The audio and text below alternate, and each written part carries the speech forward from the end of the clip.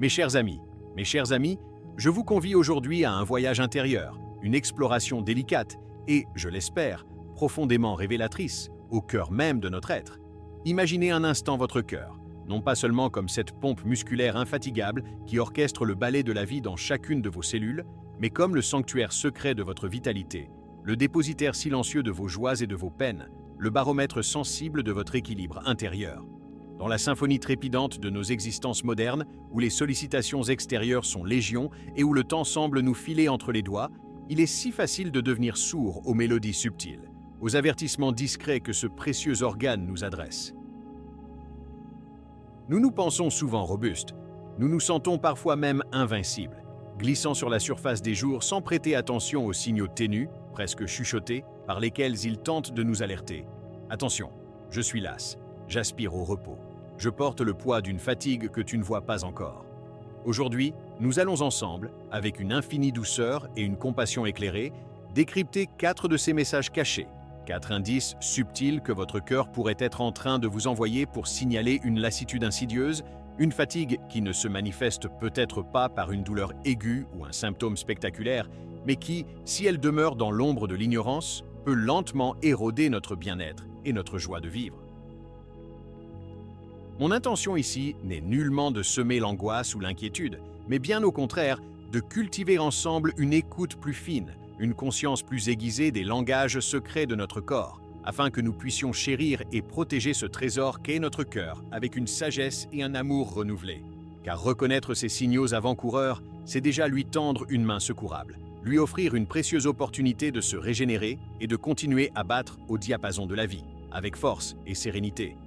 Êtes-vous prêt à ouvrir les portes de la perception et à écouter, avec moi, les confidences de votre cœur? Le premier signal, souvent camouflé sous le masque du stress quotidien ou des aléas de l'humeur, et qui peut paraître à première vue déconnecté d'une problématique cardiaque, est le suivant. Une irritabilité inhabituelle, une nervosité à fleur de peau ou des sautes d'humeur fréquentes et disproportionnées que vous pourriez être tenté de mettre sur le compte exclusif de la fatigue nerveuse, des contrariétés passagères ou d'un tempérament plus sensible. Prenez un instant pour sonder honnêtement votre état émotionnel récent. Vous sentez-vous plus facilement irritable, plus prompt à vous emporter pour des riens? Des petites contrariétés qui, il y a quelque temps encore, vous auraient fait sourire ou que vous auriez balayé d'un revers de main, provoquent-elles aujourd'hui en vous des vagues d'agacement, de colère ou de tristesse? Vous surprenez-vous à avoir des réactions émotionnelles intenses, voire explosives, face à des situations qui, objectivement, ne le justifieraient pas? Souvent, lorsque notre cœur est fatigué, lorsqu'il lutte pour maintenir son rythme optimal et pour assurer une perfusion sanguine adéquate à l'ensemble de notre organisme, y compris notre cerveau et notre système nerveux, notre équilibre émotionnel tout entier peut s'en trouver fragilisé. Cette fatigue cardiaque, qui avance à pas de loup, peut se manifester par une diminution significative de notre seuil de tolérance au stress. Une patience qui s'amenuise comme une peau de chagrin, une sorte de surcharge électrique dans notre système limbique, le siège de nos émotions. C'est un peu comme si votre cœur, déjà surchargé et peinant à remplir ses fonctions de base, n'avait plus la résilience nécessaire pour absorber et gérer les chocs émotionnels, même mineurs, du quotidien. Vous pourriez, bien entendu, attribuer cette instabilité émotionnelle à une nuit de sommeil écourtée, à une pression professionnelle intense, à des soucis familiaux ou simplement à une période de moins bien. Et il est indéniable que ces facteurs exogènes jouent un rôle et peuvent exacerber la situation. Mais si cette humeur en dents de scie devient une constante, si vous avez l'impression de ne plus vous reconnaître dans la véhémence de vos réactions, si vos proches vous font remarquer votre changement de comportement, cela pourrait être l'un des premiers signaux d'alarme, discrets mais insistants, que votre cœur vous envoie. Il ne s'agit en aucun cas d'une faiblesse de caractère ou d'un manque de contrôle de soi, mais bien d'un message physiologique profond. Votre cœur, en quelque sorte, communique sa détresse à travers le langage de vos émotions, vous signifiant « Je suis à bout de souffle, je n'en peux plus. Aide-moi à retrouver mon calme et mon équilibre. » Prêtez une attention renouvelée et sans jugement à ces variations d'humeur apparemment inexpliquées peut être le premier pas crucial pour comprendre qu'une problématique plus organique, liée à votre vitalité cardiaque, pourrait être en jeu. Le deuxième signal, tout aussi insidieux et fréquemment mal interprété car il peut avoir de multiples causes, concerne la qualité de notre repos nocturne. Des troubles du sommeil persistants et inexpliqués, notamment des difficultés d'endormissement marquées, des réveils nocturnes fréquents et prolongés, ou une sensation de sommeil non réparateur, malgré une fatigue physique bien réelle et un environnement propice au repos. Nous savons tous, intuitivement et scientifiquement, qu'une nuit de sommeil profond et réparateur est un pilier fondamental de notre santé physique et mentale. Mais que se passe-t-il lorsque, en dépit d'une journée bien remplie et d'une fatigue physique évidente, le sommeil se dérobe, devient fragmenté ou nous laisse au matin avec une sensation d'épuisement encore plus grande? Si votre cœur est fatigué, s'il peine à assurer sa fonction de pompe avec l'efficacité requise, il peut avoir des difficultés à réguler certaines fonctions physiologiques essentielles qui conditionnent l'entrée et le maintien dans un sommeil de qualité. Par exemple, un cœur affaibli peut influencer négativement la régulation de la pression artérielle pendant la nuit, ou perturber la sécrétion de certaines hormones clés comme la mélatonine, l'hormone du sommeil, ou le cortisol, l'hormone du stress, dont l'équilibre est crucial pour un cycle veille-sommeil harmonieux. Vous pourriez ainsi vous tourner et vous retourner dans votre lit pendant des heures, l'esprit envahi par un flot incessant de pensées anxieuses ou de préoccupations, ou vous réveiller brutalement en pleine nuit, peut-être avec une sensation d'oppression thoracique ou le cœur battant la chamade, sans cause apparente. Vous pourriez même, au réveil, vous sentir aussi fatigué, voire plus, que la veille au soir, comme si vos batteries n'avaient absolument pas été rechargées. C'est un cercle vicieux particulièrement délétère. La fatigue cardiaque sous-jacente perturbe la qualité du sommeil, et le manque chronique de sommeil réparateur vient à son tour aggraver la fatigue et la vulnérabilité du cœur. C'est un peu comme un moteur de voiture qui, après avoir surchauffé, peine à retrouver une température de fonctionnement normale, même après une longue période de repos. Vous pourriez être tenté de penser que c'est l'anxiété généralisée, le stress professionnel, les soucis du quotidien, ou simplement les effets du vieillissement qui sont les seuls responsables de ces nuits agitées. Et une fois de plus, il est vrai que ces éléments peuvent largement contribuer à la dégradation du sommeil. Cependant, si ces troubles du sommeil deviennent chroniques, s'ils résistent obstinément à vos tentatives habituelles pour améliorer votre hygiène de sommeil, tisane relaxante, rituel de coucher apaisant, obscurité et silence dans la chambre, etc., il devient alors important d'envisager avec sérieux la possibilité que votre cœur soit en train de vous envoyer un SOS silencieux, mais lourd de sens. Un sommeil qui n'est plus une source de régénération et de vitalité, malgré un besoin de repos criant, est un indice précieux que votre moteur interne, votre cœur, a peut-être besoin d'une écoute et d'une attention toute particulière.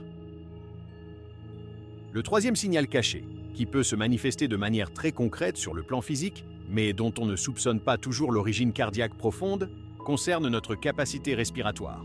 Une sensation de souffle court, une dyspnée, ou un essoufflement inhabituel survenant lors d'efforts physiques mineurs, voire, dans certains cas, au repos, que vous pourriez être enclin à attribuer à un simple manque de conditions physiques, à une prise de poids récente ou aux effets naturels de l'âge. Avez-vous remarqué ces derniers temps que monter quelques volets d'escalier vous laisse plus essoufflé, le souffle plus court qu'auparavant? Ou que des activités quotidiennes qui vous paraissaient autrefois anodines, comme porter vos sacs de course, passer l'aspirateur ou même vous pencher pour nouer vos lacets, vous demandent un effort respiratoire qui vous semble disproportionné? Peut-être même que parfois, sans raison apparente, alors que vous êtes tranquillement assis ou allongé, vous avez soudain l'impression de manquer d'air, de devoir prendre de grandes inspirations profondes et conscientes pour satisfaire votre besoin d'oxygène. Lorsque le cœur est fatigué, lorsque sa capacité à pomper le sang de manière efficace et puissante à travers l'ensemble de l'organisme est diminuée, ce qu'on appelle une baisse du débit cardiaque, l'oxygénation des tissus, y compris celle des poumons eux-mêmes, peut être compromise. Plus spécifiquement, si le ventricule gauche du cœur peine à éjecter le sang vers la circulation générale, une pression peut s'accumuler en amont, dans les vaisseaux pulmonaires, pouvant entraîner une congestion et une fuite de liquide dans les alvéoles pulmonaires, un œdème pulmonaire, même léger. Cela rend la respiration plus difficile et laborieuse. C'est un peu comme si vos poumons, pour compenser un cœur qui ne suit plus le rythme imposé, devaient travailler 2 fois plus dur, fournir un effort surhumain pour assurer un échange gazeux suffisant. Vous pourriez être tenté de rationaliser ces symptômes en vous disant « Je ne suis plus aussi jeune qu'avant, c'est normal. J'ai pris quelques kilos, c'est pour ça. » Ou « Il faudrait vraiment que je me remette au sport. » Et s'il est indéniable que l'âge, le poids et le niveau de sédentarité jouent un rôle dans notre capacité respiratoire, un essoufflement qui apparaît de manière nouvelle, qui s'aggrave rapidement ou qui survient pour des efforts de plus en plus minimes, ne doit jamais être banalisé ou pris à la légère. C'est l'un des signaux les plus directs et les plus classiques que votre cœur pourrait vous envoyer, pour vous signifier qu'il éprouve des difficultés à remplir sa mission vitale. Ignorer ce symptôme, le mettre sur le compte d'autre chose sans investigation, c'est un peu comme ignorer le voyant d'huile qui s'allume en rouge sur le tableau de bord de votre voiture, en espérant qu'il s'éteigne tout seul. Cela pourrait mener à des complications plus sérieuses et potentiellement irréversibles. Écoutez attentivement les messages de votre souffle. Il est un baromètre extraordinairement précieux de la santé et de la vitalité de votre cœur. Le quatrième et dernier signal que nous allons explorer aujourd'hui, et qui est peut-être le plus insidieux et le plus déroutant, car il peut affecter profondément notre morale, notre clarté d'esprit et notre capacité à fonctionner intellectuellement au quotidien, est le suivant. Une fatigue mentale persistante et inexpliquée, des difficultés de concentration inhabituelles, des pertes de mémoire fréquentes pour des choses simples, ou des épisodes récurrents de brouillard cérébral, brain fog, que vous pourriez facilement confondre avec un simple surmenage intellectuel, les effets du stress chronique ou un manque de sommeil. Vous sentez-vous souvent mentalement épuisé, vidé, même après une nuit de sommeil qui vous a semblé correcte en termes de durée? Avez-vous de plus en plus de mal à vous concentrer sur une tâche exigeante, à suivre le fil d'une conversation complexe, à lire un livre ou un article avec attention, à vous souvenir de noms, de dates ou d'informations que vous maîtrisiez pourtant auparavant? Ce fameux brouillard cérébral, cette sensation d'avoir l'esprit embrumé, cotonneux, comme si vos pensées étaient ralenties ou enveloppées d'un voile, peut être extrêmement frustrant, anxiogène et invalidant au quotidien. Lorsque notre cœur est fatigué, lorsque son débit est insuffisant, l'apport en sang riche en oxygène et en nutriments essentiels, comme le glucose, à notre cerveau peut également être compromis. Or, notre cerveau, bien qu'il ne représente qu'environ 2% de notre masse corporelle, est un organe extraordinairement gourmand en énergie, consommant près de 20% de l'oxygène et du glucose que nous ingérons. Si le cœur, notre pompe vitale, ne parvient pas à lui fournir un carburant de qualité en quantité suffisante et de manière constante, ses performances cognitives, sa capacité de traitement de l'information, sa mémoire et sa concentration peuvent inévitablement en pâtir. C'est un peu comme essayer de faire fonctionner un ordinateur portable ultra performant avec une batterie presque vide ou un chargeur défectueux. Il va ralentir, commettre des erreurs, freezer, et ne plus être capable d'exécuter les tâches complexes pour lesquelles il est conçu. Vous pourriez, là encore, être tenté de penser que c'est le stress chronique de la vie moderne, la surcharge d'informations à laquelle nous sommes constamment exposés, un manque de sommeil accumulé, ou les premiers signes du vieillissement cognitif qui sont les seuls responsables de cette fatigue mentale et de ces difficultés de concentration. Et il est vrai que tous ces facteurs ont un impact significatif sur nos fonctions cérébrales.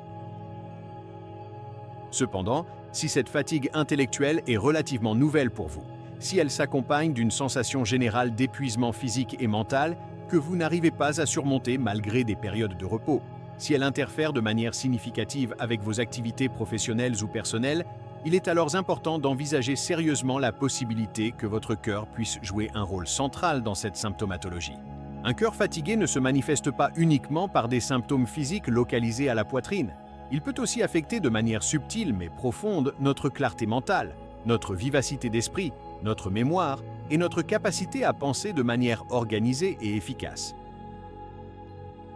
C'est un signal silencieux, mais extrêmement puissant que votre centre de commande interne, votre cœur, a besoin d'être soutenu, revitalisé, pour que votre esprit puisse retrouver toute sa lumière, sa rapidité et sa précision. Mes chers amis, nous avons parcouru ensemble ces 4 sentiers parfois dissimulés, ces 4 murmures que notre cœur, dans sa grande sagesse, pourrait utiliser pour nous signaler sa fatigue.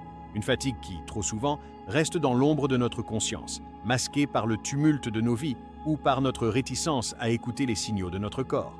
Si, au fil de cette exploration, vous vous êtes reconnu dans un ou plusieurs de ces signaux, que ce soit cette irritabilité à fleur de peau qui vous étonne vous-même, ces nuits hachées, qui vous laisse exsangue, cet essoufflement qui vous surprend au détour d'un escalier, ou ce brouillard mental qui obscurcit votre quotidien, je vous invite de tout cœur non pas à sombrer dans l'inquiétude ou l'anxiété, mais plutôt à cultiver une curiosité empreinte de bienveillance et d'amour envers vous-même. Considérez ces informations non pas comme un verdict, mais comme une précieuse invitation à devenir un observateur plus attentif, un détective plus sagace de votre propre bien-être, un gardien plus vigilant et plus aimant de ce trésor inestimable qu'est votre cœur. Il ne s'agit en aucun cas de vous auto-diagnostiquer ou de remplacer l'avis d'un professionnel de santé qualifié, mais plutôt d'ouvrir un dialogue plus profond, plus honnête, plus intime avec votre corps. Et, si vous en ressentez le besoin ou si ces signaux persistent, avec votre médecin traitant, afin de partager vos observations et d'explorer ensemble les pistes possibles. Car prendre conscience, mes amis, c'est déjà poser le premier acte de guérison. C'est comme allumer une petite bougie d'espoir dans une pièce de votre être qui était peut-être restée trop longtemps dans l'obscurité et le silence. Votre cœur, cet organe magnifique qui bat pour vous à chaque seconde de votre existence, mérite toute votre attention, toute votre tendresse, toute votre écoute la plus fine.